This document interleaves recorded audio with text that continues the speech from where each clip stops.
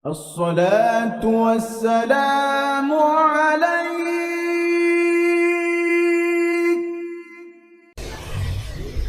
Pak Ustadz, saya mau tanya, bagaimana agar niat saya kuat untuk berhijrah? Karena niat saya kadang muncul, kadang tenggelam. Itu lemah signal namanya itu. Cara supaya niat hijrah kuat, pertama menengok orang sakit. Balik dari sini, singgah ke rumah sakit. Kalau security bertanya, kau mau nengok siapa? Semua yang di sini mau ku tengok.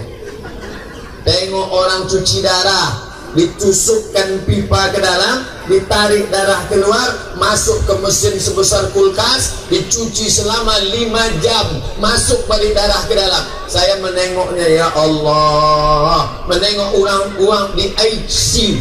Ada ruangan di rumah sakit Arifin Ahmad itu tertulis di atas ICU. Saya tak paham artinya, masuk ke dalam baru saya paham. ICU, you don't see me. Ambo bisa mencari waang tak bisa mencari ambo. Itu rupanya arti ICU itu. Macam akuarium awak di dalam. Menengok orang sakit nih, bangkit semangat hijrah insyaallah, pindah dari dosa kepada amal soleh. Yang kedua, kalau tak juga bangkit, tengok orang mati, karena ada preman jamaah kita tobat gara-gara nengok orang mati, pakai anting, pakai tato. Gimana ceritanya kau tobat? Saya nengok orang mati Pak Ustadz di tepi kubur, tiba-tiba ada yang nyenggol saya dari belakang, jatuh saya ke dalam, terasa sejuk dari bawah, disitulah saya tobat. Jadi kawan yang tak hijrah ini, ajak dia nengok pemakaman, ajak letakkan, ada dekat, senggol dan sedikit. Insyaallah tobat.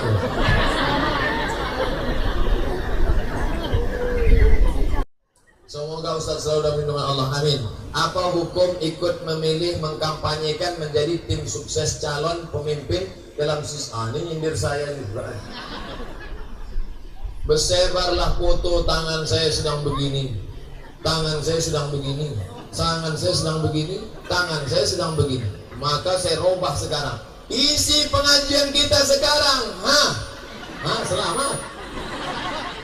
Pertama, jaga silaturahim. Yang kedua, selamatkan anak dari narkoba, LGBT. Yang ketiga, bangun masjid dengan infak sedekah. Yang keempat, kembali kepada ekonomi umat. Yang kelima, politik Islam. Selamat. Berfoto saya dengan salah satu calon, disebarkan macam-macam. Saya cari foto saya dengan semua calon, saya tunjukkan. Selesai masalah, perang gambar. Bicara politik, kita harus umat Islam. Kalau umat Islam tidak peduli politik, umat Islam akan dipimpin oleh politikus yang tak peduli pada Islam. Kalau umat Islam tak peduli politik, umat Islam akan dipimpin politisi yang tidak peduli pada Islam. Ini semuanya Muslim. Carilah yang paling terpercaya di antara anak Riau, yang paling hebat, yang terhebatnya. Ijtihad, pilih dia. Zakatnya, sholatnya, tawaduknya, rendah hatinya, pilih. Kalau tak paham, tanya. Kami nanya sama Ustaz, siapa yang kami pilih Pak Ustaz? Langsung, umum, bebas, rahasia. Saya mau buat spanduk donatur bulanan. Lalu saya bilang kepada pengurus yang buat spanduk donatur bulanan ini, karena pengurus takut nggak ada yang mencatat nama di spanduk donatur itu. Maka saya bilang, mari buat dan masukkan nama saya yang hina ini. Perkara ini dalam spanduk donatur bulanan, motivasi yang lain. Buat spanduk pembangunan parkir Masjid Raya Senapelan yang tak siap-siap dari sejak zaman dulu. Misal. Lalu kemudian ditulislah nama. Boleh tak menulis nama itu? Hadis tentang Abu Tolhah berwakaf tanah depan Masjid Nabawi dengan sumur-sumurnya. Ada, masyhur diriwayatkan oleh para ulama. Abu Tolhah. Hadis tentang Abu Dihdah mewakafkan tanah, isinya kebun korma 600 batang. Masyhur diriwayatkan ulama.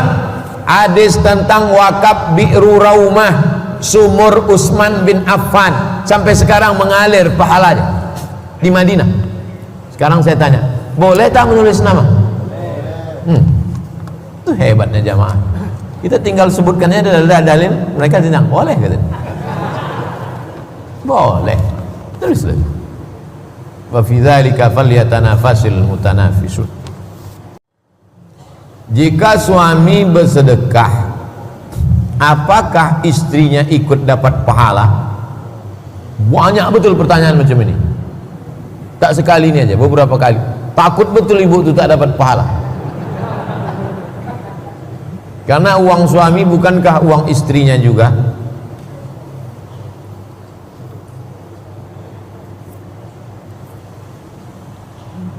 Kalau bapak itu bersedekah, apakah ibu itu dapat pahala? Susah saya menjawab. Bukankah uang bapak itu, kan itu kata dia, bukankah uang suami itu uang istri juga?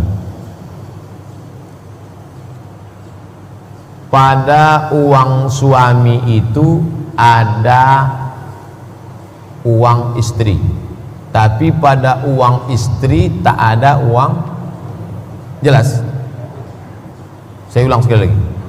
Pada uang bapak ada uang ibu, karena di situ ada nafkah. Tapi pada uang ibu tak ada uang bapak, karena ibu tak wajib menafkahi bapak. Yang wajib menafkahi itu laki-laki apa perempuan? Laki-laki. Makan, pakai, tempat tinggal, pendidikan, perhatian. Itu maka laki-laki dapat harta warisan 2 kali lipat dari perempuan. Karena yang menanggung belanja laki-laki, yang menanggung mahar laki-laki. Bukan Islam itu diskriminatif. Islam itu memuliakan perempuan. Al-mu'minuna wal mu'minat ba'duhum awliya'u ba'd. Mereka saling tolong-menolong. Man amila sholihan min dzakarin, laki-laki, au unsa, perempuan, wa huwa mu'minun, syaratnya beriman, fala nuhyiyannahu hayatan thayyibah, kami akan berikan mereka kehidupan yang baik-baik. Jadi kalau bapak beramal soleh, ibu itu dapat. Kenapa?